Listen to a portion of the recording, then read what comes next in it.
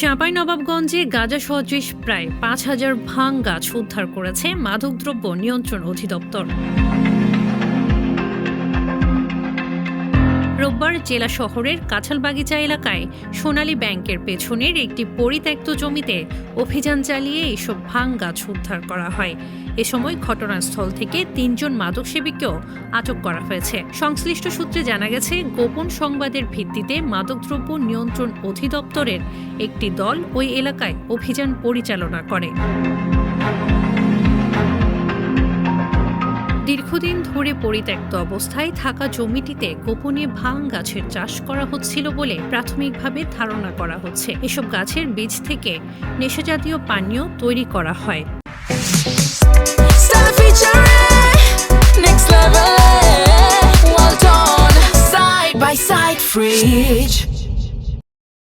অভিযানকালে প্রায় ৫,২৬০টি গাছ উপড়ে জব্দ করা হয়। অভিযানকালে ঘটনাস্থলে উপস্থিত সন্দেহভাজন ৩ জনকে আটক করা হয়।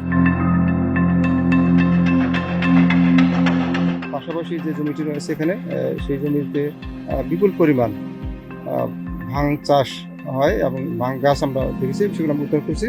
এবং এখানে মাদকদ্রব্য নিয়ন্ত্রণ আইন অনুসারে সেখানে যে কোনো জমিতে সেই ভাঙ চাষ করার সুযোগ নেই, গাঁজার সদৃশ, এবং সেটাও আইনের আওতায় পড়ে। সেই জন্য আমরা এগুলো তুলব। আমরা প্রাথমিক দেখব যে এটা কেউ জ্ঞাতসারে চাষ করেছে কিনা, কিংবা যদি করে থাকে তাহলে তার বিরুদ্ধে আমরা আইনের ব্যবস্থা নেব। সেই পরিবেশ থেকে আমরা যাচ্ছি। আমরা বিভিন্ন ম্যাজিস্ট্রেট মহোদয়ের সাথে আলোচনা করলে সিদ্ধান্ত নেব যে কী করবো। এই পর্যন্ত আমরা তুলতেছি। এখানে অনেকগুলো গাছ আছে, এগুলো তুলে আমরা কাউন্ট করে বলতে পারবো। মোটামুটি একটু বলা যাচ্ছে না, অনেক, মানে এখানে বলতে হাজারের বেশি হবে, কয়েক হাজার হতে পারে আর কি গাছ আছে। সেইগুলো তুলে আমরা একটা মাপবো এবং দেখবো যে কতগুলো গাছ আছে, সেভাবে আমরা আইনি ব্যবস্থা নেব। প্রাথমিক জিজ্ঞাসাবাদে তারা মাদক সেবী বলে স্বীকার করেছে বলে জানিয়েছে সংশ্লিষ্ট কর্তৃপক্ষ। তাদের বিরুদ্ধে মাদকদ্রব্য নিয়ন্ত্রণ আইনে মামলা দায়েরের প্রস্তুতি চলছে বলে জানিয়েছেন মাদকদ্রব্য নিয়ন্ত্রণ অধিদপ্তরের জেলা কার্যালয়ের উপপরিচালক ইমরুল হাসান।